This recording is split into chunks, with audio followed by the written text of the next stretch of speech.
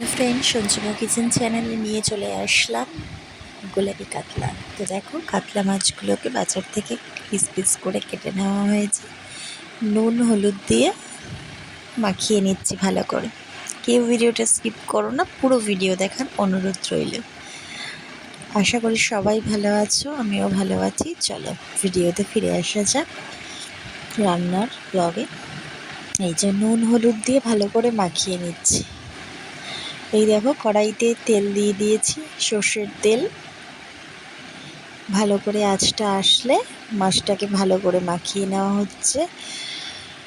তারপরে এই যে পেঁয়াজ কেটে নেওয়া হয়েছে, রসুন কেটে নেওয়া হয়েছে। একটা গোটা রসুন আছে, গোটা রসুনটা তো লাগবে না, পুরোটা আর কি ছাড়িয়ে রাখা হয়েছে, কিন্তু বাকি রান্নাতেও তো দিতে লাগবে পরে।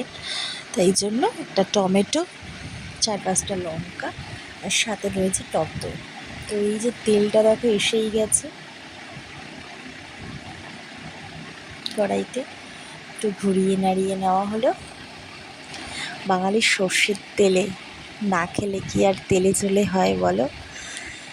সেই ফ্লেমটা উঠবে, কালারটা আসবে, তবে না খেয়ে স্বাদ। এই দেখো, মাছগুলোকে একে একে ছেড়ে দেওয়া হচ্ছে। খুব ভালো মাছটা, জানো তো, প্রায় ট্যাংরা মাছের মতোই ফাটফাট করে ফাটছিল বলা চলতে পারে। তো দেখতে থাকো। এই দেখো, উল্টে পাল্টে নেওয়া হচ্ছে আস্তে আস্তে। উল্টাতে গিয়েও জানো তো তেল ছিটছিল, তারপর আস্তে আস্তে করা হলো। ওই জন্য তেল ছিটলে ক্যামেরাটা হাতে একটু সরে যাওয়ার জন্য ফটোটা একটু ডান সাইড থেকে ক্রপ করে গেছে। তো এই হলো ব্যাপার। চলো, মাছ ভেজে নেওয়া হচ্ছে।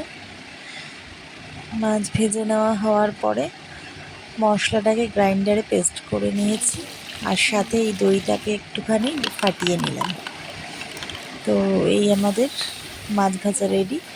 এবার কি করছি দেখো, পেঁয়াজ দিয়ে দিলাম, পরিমাণ মতো পেঁয়াজ কেটে রেখেছিলাম।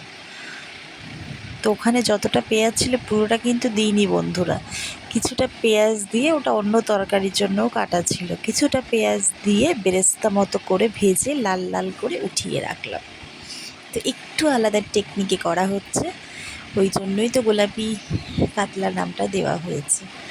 এবার দেখো, ফোড়নে দেওয়া হচ্ছে গরম মশলা, দেওয়া হলো একটু জিরে, একটা শুকনো লঙ্কার বোটাটা সবসময় ছাড়িয়ে দেবে, নাহলে কিন্তু খুব শটাং করে ফেটে গায়ে ছিটে আসবে। আর একটু চিনি, যাতে লাল কালারটা আসে, লাল গোলাপি ভাবটা আসে। তো এবার কি করলাম দেখো, তেলের মধ্যে, গরম তেলটা হলো, তেলের মধ্যে দিয়ে দিলাম হলুদ, তার সাথে এই যে পেস্ট করা পেঁয়াজ রসুন আদা লঙ্কা টমেটো, সেটা দিয়ে দিলাম, গ্রেভিটা। তো এটাকে ভালো করে নাড়িয়ে চাড়িয়ে নিচ্ছি, সাথে একটু হলুদ দিয়ে নিচ্ছি,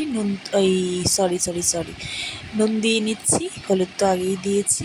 আর ওই যে টক দইটা ফেটিয়ে রেখেছিলাম সেই টক দইটা দিয়ে নিচ্ছি। ভালো করে নাড়িয়ে কষিয়ে নেব, 5-7 মিনিট মতো এইভাবে চলবে। নাড়ানোতেই তো রান্নার স্বাদটা আসে, তাই না? এবার ওই যে বেরেস্তা মতো যে ভেজে পেঁয়াজটা তুলে রেখেছিলাম সেটা এবার দিয়ে দেব। ও, আর একটা কথা, যেটা গ্রেভিতে কিন্তু আমি পেঁয়াজ কিন্তু দিইনি, ঠিক আছে? ওখানে অল্প সামান্য এই যে বেরেস্তা মতো পেঁয়াজটা তুলে রাখা হয়েছিল, এটাকেই কিন্তু তুলে রাখা হয়েছে। এবার সাথে দেব একটু কেওড়ার জল। ফ্লেভারটা যা এসছে না বন্ধুরা, কি বলবো। এই দেখো, এবার দিয়ে নিলাম ঝোল পরিমাণ মতো। ওই মশলার যে ইয়েটা, ওটা ভালোভাবে ধুয়ে দিয়ে দিলাম। এবার মাছটা, ভেজে রাখা মাছটাও আস্তে আস্তে দিয়ে দিলাম। ব্যাস কিছুক্ষণ থাকবে, ঢেকে রাখবো একটু, ব্যাস রেডি গোলাপি কাতলা। কিরম লাগলো অবশ্যই জানাবে, ভালো লাগলে লাইক কমেন্ট শেয়ার করে দিও। নতুন বন্ধুরা অবশ্যই সাবস্ক্রাইব করতে